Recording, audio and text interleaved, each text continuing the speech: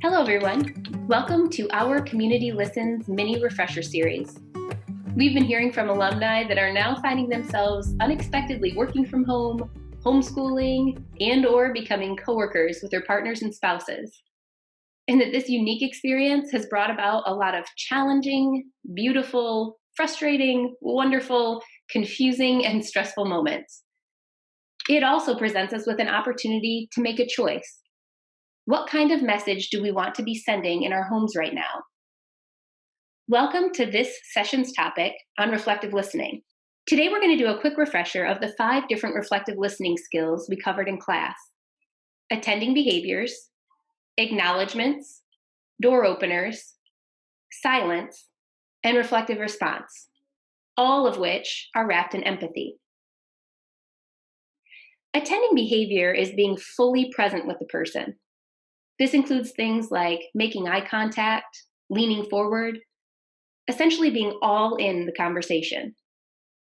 I know this one can sound pretty straightforward, but let's think for a minute on how often we actually do it.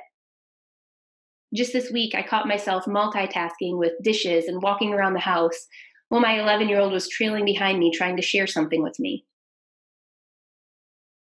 We also think about how often it might be that we're in a conversation and our phone dings or an email alert, and how our automatic reaction sometimes is to just take a quick peek at it right in the middle of someone talking with us, just to see if it's important. When we give people our full attention, it's incredibly powerful, and it goes a long way in making sure that they feel valued. The second skill is acknowledgments.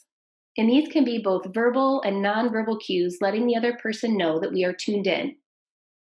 As a person is talking, using things like head nods.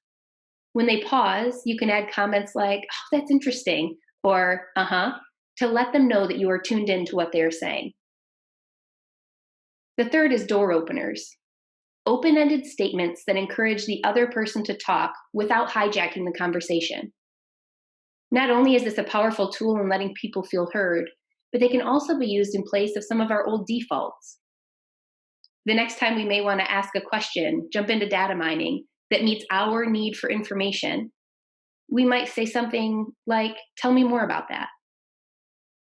When there's long pauses in the conversation and you feel like jumping in, maybe try, "Go on," or "I'm listening." The fourth skill is silence. This one can be incredibly challenging for many of us. Not only is it difficult enough for us sometimes to keep our mouths silent, but it also refers to what's going on in your mind.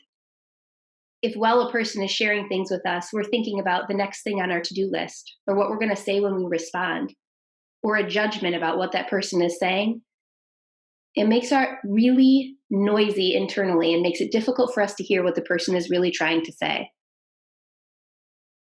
The fifth skill is a reflective response, stating back the facts and the feelings of what you heard the person say. This also provides the person talking an opportunity to correct us if we got it wrong. And all of these 5 skills are wrapped in empathy.